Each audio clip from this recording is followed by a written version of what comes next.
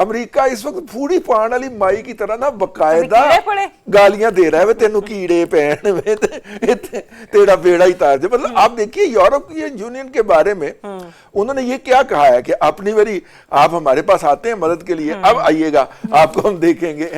آئی مین یہ کسی بھی جسے کہنا چاہیے یک قطبی دنیا کے اندر موجود کسی بھی ایک ملک کے صدر کا یہ نہ لہجہ ہے اور نہ اس کا الفاظ ہے. آپ نے بالکل صحیح کہا کہ ٹرمپ اب ترلوں اور منتوں پر آگے ایک سپر پاور سمجھے جانے والے ایک ملک کے صدر کا اس وقت جو ہے نا وہ باڈی لینگویج. رضی صاحب, ایران نے تو ٹرمپ کی پیشکش کو مسترد کر دیا کہ امریکہ سے کوئی مذاکرات نہیں ہوں گے. دوسری طرف آپ کو پتہ ہے امریکہ نے مختلف ممالک سے اپنا کردار ادا کرنے کے حوالے سے بات چیت کی کہ آپ نئے ہرمز کا جو معاملہ ہے اسے سارٹ ہونا چاہیے. یہاں تک انہوں نے یہ بھی کہا کہ ہم جو ہے ہماری نیوی جو ہے وہ آپ کو وہاں پر تحفظ فراہم کرے گی, آپ اپنے جو جہاز ہیں آئل کے وہاں سے گزار سکتے ہیں. لیکن پھر ایران کا جواب بھی ہمارے سامنے موجود ہے. اب اچنبے کی بات یہ ہے اور حیران کن بات یہ ہے کہ ٹرمپ کے اپنی اعتماد سازی کو بحال کرنے کے حوالے سے جو دوسرے ممالک ہیں ان کے سٹیٹمنٹ نے ایک طریقے سے ڈونلڈ ٹرمپ پر عدم اعتماد کا اظہار کر دیا. اب نئے ہرمز کے بحران کے حوالے سے جو ٹرمپ کی جنگی جہاز بھیجنے کی اپیل تھی سر, اس پہ برطانیہ نے بھی, فرانس نے بھی, جاپان نے بھی, آسٹریلیا نے بھی اور جرمنی نے بھی انکار کر دیا ہے. آج تو برطانوی وزیر اعظم گفتگو فرما رہے تھے, میڈیا ٹاک کر رہے تھے, پریس کانفرنس میں انہوں نے کہا کہ اب نئے ہرمز کھلوانا کوئی اتنا آسان کام نہیں ہے. اب اس وقت ٹرمپ کے لیے یہ کسی بہت بڑی سفارتی چپیڑ سے کم نہیں ہے. سفارتی چپیڑ نہیں ہے, ان کی اپنی صدارت بھی سٹیک پہ لگ گئی ہے. اور ابھی میں یہ دیکھ رہا تھا کہ انہوں نے ایک دفعہ پھر ڈول ڈال دیا ہے اور انہی نکات کے اوپر ڈول ڈالا ہے.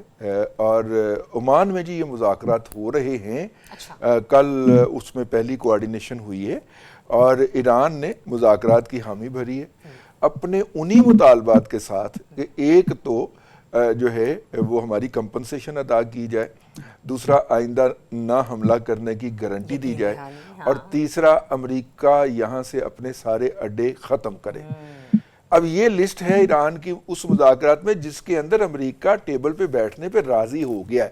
اب اس میں سے کتنی باتیں ایران منوا پاتا ہے یا امریکہ مانتا ہے یہ بعد کی بات ہے, لیکن امریکہ کا عین جنگ کے دوران وہاں پہ بیٹھنا, اور ساتھ میں سنا ہے کہ عرب کی کچھ 4 ریاستوں کو انہوں نے ابزرور کے طور پہ بھی بٹھایا ہے. اچھا, ایران نے ایران نے نہیں, امریکہ نے. اچھا, یا امریکہ اور ایران اس بات پہ ایگری ہوئے. ٹھیک ہے, تو اس کی مزید ڈیٹیل آئیں گی, لیکن ابھی یہ تھوڑی سی جو انفارمیشن آئی ہے, میرا خیال یہ ہے کہ یہ بہت بڑی ہزیمت ہے کہ وہ امریکہ جو کہ کہہ رہا تھا کہ جی ہم 24 گھنٹے میں یہ کر دیں گے, ہم 2 گھنٹے میں یہ کر دیں گے, وہ اپنی تمام تر حشر سوانی کے ساتھ. اور آپ دیکھیے تقریباً اس وقت 3 ارب 80 کروڑ ڈالر کا صرف بارود برسایا جا چکا ہے ایران کے اوپر, صرف بارود برسایا گیا ہے, اور باقی اخراجات ڈال کے 10 ارب ڈالر کا بل بنا چکا ہے امریکہ, جو کہتا ہے کہ یہ عرب کی جو ریاستیں ہیں وہ ادا کریں گی. اس کے ساتھ ساتھ وہ ایران کے ساتھ مذاکرات کے لیے پھر ٹیبل پہ بیٹھ گیا ہے. اس کا مطلب یہ ہے کہ کہانی گئی موک. اس کا مطلب یہ ہے کہ امریکہ کو پتہ چل گیا ہے کہ کوئی اس کے ساتھ اس ناجائز جنگ کے ساتھ میں اس کے ساتھ نہیں کھڑا ہوا. میں صرف چاہوں گا کہ ہمارے جو عظیم صحافی دوست ہیں اسحار رانا صاحب, وہ اس پہ گفتگو کریں. رانا صاحب, آپ کو نہیں لگتا یہ کچھ جو ٹیرف والا ڈرامہ کیا تھا اس نے, کسی پہ 200% لگا دیا, کسی پہ 250% لگا دیا, کسی پہ 100% لگا دیا, اور پھر آخر میں وہ ختم کر دیا, کسی پہ 20% رکھ لیا.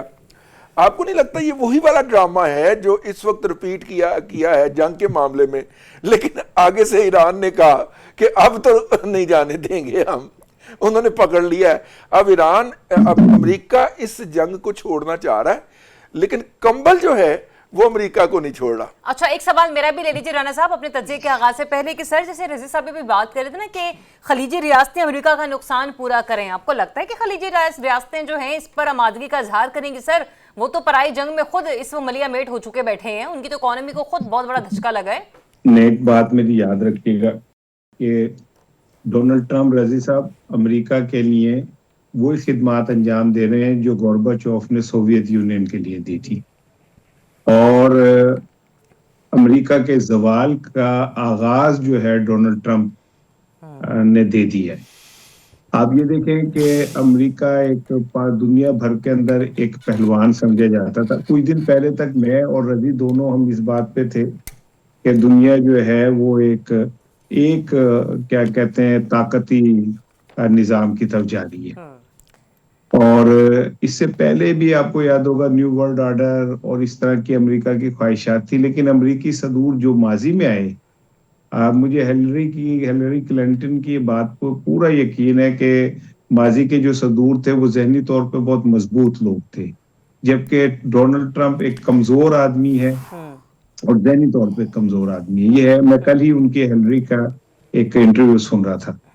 تو ایک بات تو یہ کہ جب یہ جنگ شروع ہو رہی تھی تب بھی ان کے مشیروں نے انہیں بتایا تھا کہ آبنائے ہرمز اگر بند ہو جاتی ہے تو جنگ ہاتھ سے نکل جائے گی. لیکن وہ اتنا جنونی تھا کہ اس نے اس کی بھی پرواہ نہیں کی. یہاں سے پھر میں وہی بات جو میں مسلسل کر رہا ہوں کہ جو ایپسٹین فائل ہے وہ ان کے گلے پڑنے والی ہے. اور مجھے ایسا لگتا ہے کہ جو پولیٹیکل اسٹیبلشمنٹ یا اشرافیہ ہے امریکہ کی، یہ ان کا مشترکہ فیصلہ تھا. لیکن اب نہ خدا ہی ملا نہ وصال صنم، دونوں چیزیں ان کے ہاتھ سے نکل گئی ہیں. اور ایران نے ایک سبق مسلم ممالک کو ضرور دیا ہے کہ اگر آپ میں غیرت ہے اور اگر آپ میں جذبہ شہادت موجود ہے تو دنیا کا کوئی یزید آپ کو نہیں شکست دے سکتا. تو اس نے اس دور کے یزید کو شکست دی ایران نے. اور اب اس صورت حال یہ ہے کہ یورپ ان کے ہاتھ سے نکل گیا، امریکہ کے وہ ان کے ساتھ نہیں کھڑا. خلیجی ممالک کو اندازہ ہو گیا کہ جس کی ہم حفاظت، جو ہماری حفاظت کے لیے آیا تھا، وہ کیا کہتے ہیں ہم رانا صاحب، آپ نے جس طریقے سے اپنی تمام گفتگو میں کہا نا کہ یورپ امریکہ کے ساتھ نہیں کھڑا، اور آپ اپنی گفتگو کے اگلے مرحلے میں خلیجی ریاستوں کے حوالے سے بھی بات کر رہے ہیں، آپ کو لگتا ہے کہ یہ اب ایک فیصلہ کن موڑ آ چکا ہے عرب ممالک اور خلیجی ممالک کے لیے کہ اگر یورپ ان کے ساتھ نہیں کھڑا ہے تو ہمیں بھی کوئی جو ہے نا افاقہ نہیں ہوگا امریکہ کے ساتھ کسی بھی معاملے کا حصہ بننے میں؟ دیکھیں، اس جنگ سے اگر کسی کو فائدہ ہوا تو وہ 3 ممالک ہیں ادر دین ایران. رشیا جس کا تیل بکا اور اس کی اکانومی بہتر ہو گئی. چائنا جس پہ لوگوں کا یہ ٹرسٹ بڑھا کہ اس کی ٹیکنالوجی امریکہ سے کہیں آگے بہتر ہے، اور یہ ہمیں بہتر ٹیکنالوجی پروٹیکشن دے سکتا ہے. تیسرا پاکستان ہے. اگر امریکہ خلیج سے نکلتا ہے تو خلیجی ریاستوں کو ضرورت ہوگی اپنے پروٹیکٹر کے. چلیں، آپ معاملے کو اور گفتگو کو بڑے دلچسپ موڑ پہ لے آئے ہیں کہ جس میں آپ نے پاکستان کا بھی ذکر کیا کہ 3 ایسے ممالک کہ جنہوں نے اس تمام تر عالمی جنگی صورتحال میں اپنے کردار کو منوایا ہے. رضی صاحب، اس سے پہلے کہ میں پاکستان کی طرف آؤں، رشیا اور چائنا کے ذرا کردار کے اوپر بات کر لیتے ہیں. اور چائنا کے حوالے سے بالخصوص کیونکہ ایران نے بھی ایک شرط رکھی نا کہ اگر آبنائے ہرمز سے آپ نے اپنے جہاز گزارنے ہیں تو آپ امریکی ڈالر کے بجائے آپ چائنیز کرنسی میں ڈیل کریں، اس میں ٹریڈ کریں. ہاں دیکھیے، چائنیز کرنسی جو ہے وہ دنیا کی پہلی مین کرنسی ہے جس کو انہوں نے ڈیجیٹلائز کر دیا. اور ڈیجیٹل کرنسی کا مطلب یہ ہے کہ آپ اس کو موجودہ جو دنیا کا سسٹم ہے ادائیگیوں کا، اس کے باہر بھی ڈیل کر سکتے ہیں بلاک چین ٹیکنالوجی کے ذریعے. اس کے بعد بھی اس کا لین دین کر سکتے ہیں. ایک تو یہ بات ہو گئی. دوسری بات یہ ہے کہ دیکھیے، ایران نے بھی تو کھیلا ہے نا کہ جناب جو ہمارے ساتھ جو ہے وہ معاملات سیدھے رکھے گا اس کو کوئی مسئلہ نہیں ہے، اور جس کے ہمارے ساتھ معاملات خراب ہیں وہ گزر کے دکھائے. اور اب تو خبر یہ بھی آ گئی ہے کہ بحیرہ احمر بھی بیت المندب کی جگہ کے اوپر اس کے وہاں سے بند کر دیا گیا ہے. بیت المندب جو ہے وہ جگہ ہے جہاں پہ حوثیز بیٹھے ہوئے ہیں بحیرہ احمر کے اندر، اور حوثیز نے بھی ان جہازوں کو ہٹ کرنا شروع کر دیا ہے جن کو ایران نے ہٹ کرنے کا اعلان کر رکھا ہے. ٹھیک ہے، پاکستان کے تو اس ہفتے میں 3 جہاز وہاں سے گزرے ہیں، ان کو تو انہوں نے ہٹ نہیں کیا. لیکن امریکہ اور یورپ کے جو جہاز یا انڈیا کے بھی خیر گزر رہے ہیں، لیکن وہ جہاز جو کہ امریکہ اور اس کے الائز ہیں ان کے جہاز نہیں گزرنے دے رہے، یا ان کے اوپر حوثیز جو ہیں وہ ڈرون مار رہے ہیں. تو اس لیے یہ اگر بحیرہ احمر بھی بند ہوتا ہے जिधर से तुर्की और आज़रबाईजान और इन तमाम ममालिक की तेल की सप्लाईज गुजरती हैं, तो ये फिर दुनिया के लिए, दुनिया तो चंद घंटे भी शायद ये बर्दाश्त ना कर पाए और इकॉनमी जो है वो स्टैंड स्टिल पे आ जाए। ये इस हफ्ते की लेटेस्ट डेवलपमेंट है। आज हम जब प्रोग्राम शुरू करने के लिए आ रहे थे तो उसके अंदर ये खबर भी जगमगा रही थी। तो ऐसी सूरत के अंदर अमेरिका की मजीद मजबूरी या कंपल्शन हो जाएगी कि वो किसी ना किसी तौर पर जंग बंदी की तरफ जाए। अमेरिकन प्रेसिडेंट ने चीन के सदर शी से मिलने का ऐलान किया था, ताहम आज जो उनकी ताज़ा तरीन बात आई है कि अगर उन्होंने मुझे बैतुल मंदब खुलवाने के अंदर मदद नहीं करनी तो मैं उनसे नहीं मिलूंगा।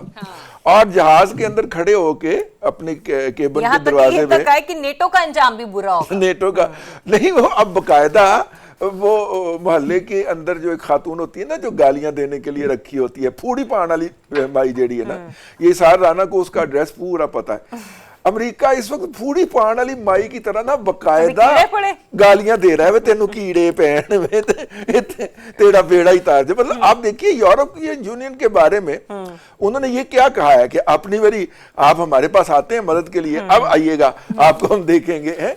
आई मीन ये किसी भी जिसे कहना चाहिए या कुतबी दुनिया के अंदर मौजूद किसी भी एक मुल्क के सदर का ये ना लहजा है और ना उसका अल्फाज है। आपने बिल्कुल सही कहा कि ट्रंप अब तरलों और मिन्नतों पर आ गए। एक सुपर पावर समझे जाने वाले एक मुल्क के सदर का इस वक्त जो है ना वो बॉडी लैंग्वेज